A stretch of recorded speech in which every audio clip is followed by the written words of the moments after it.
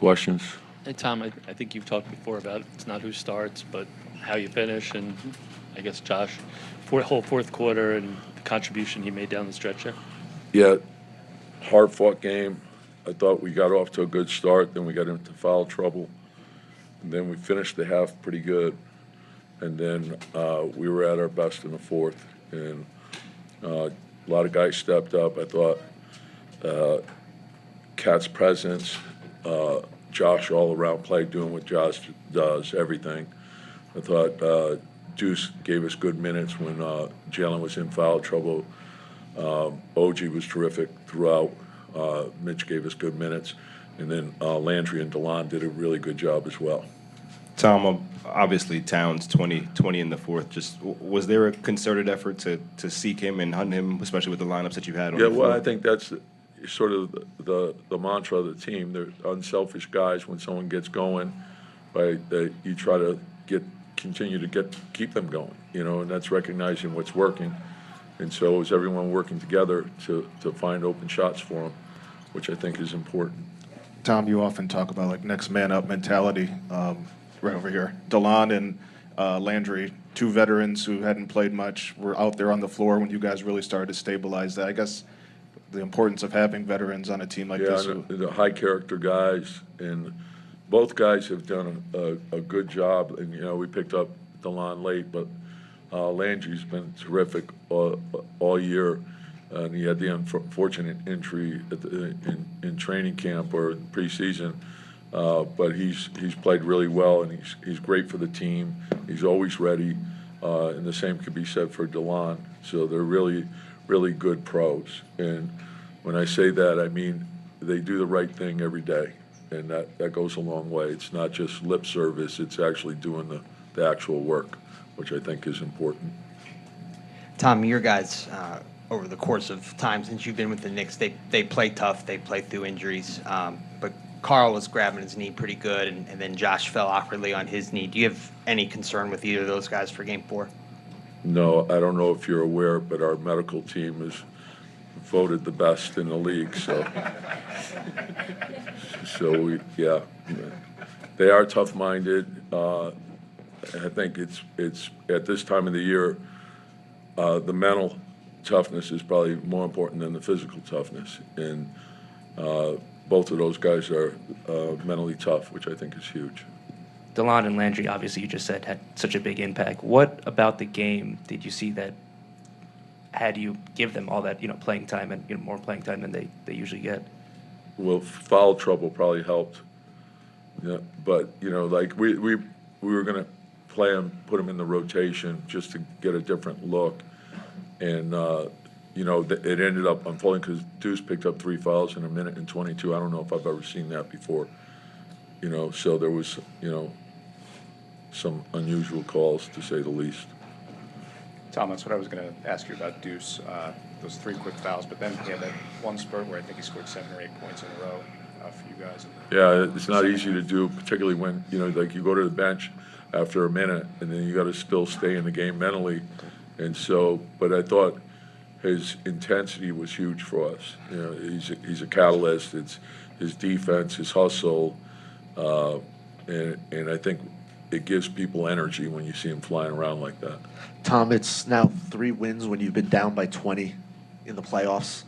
Can you kind of put into words what that's like as someone who's been around this game for a long time? Yeah, and I think it's sort of in playoff basketball. I know you guys like roll your eyes when I say no lead is safe, but no lead is safe because I think with the 3-point shot, people make up ground quickly. Pace of the game, make up ground quickly. So you see comebacks all the time, and if you let up just a little bit, that's what happens. And so you got to win games different ways. Obviously, you prefer to play from a lead, but if whatever it is that you have to do, that's what you have to do to get the win in the end. And going into the game, we talked about you don't play the series, you play the game. Just focus in on what it takes to win tonight's game. That's all we're thinking about.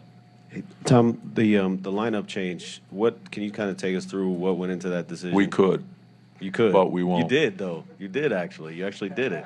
So what went behind actually doing it? Yeah, and again, the same thing. And I said this to you guys earlier, it really didn't impact either guy from a minute standpoint. So to me, when Mitch was coming off the bench, he's a starter coming off the bench. When Josh comes off the bench, he's a starter coming off the bench. Their minutes are going to be the same. And both guys mix and match. They both guys are comfortable with both units. And the thing that I love about Josh is the unselfishness. He's one, you're concerned because you're not only impacting him, but you're impacting other guys in the starting lineup.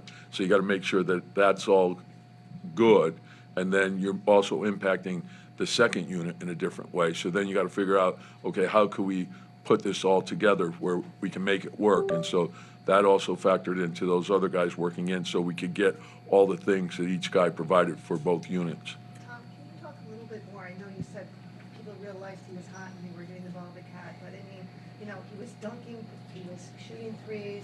I mean, he was doing it when Jalen, your other top scorers, and major foul trouble. What's that like to watch for you guys? That's great. I think everyone has different strengths and weaknesses, and so we always talk about playing smart. And when you're playing smart, you're playing to your strengths and you're covering up your weaknesses.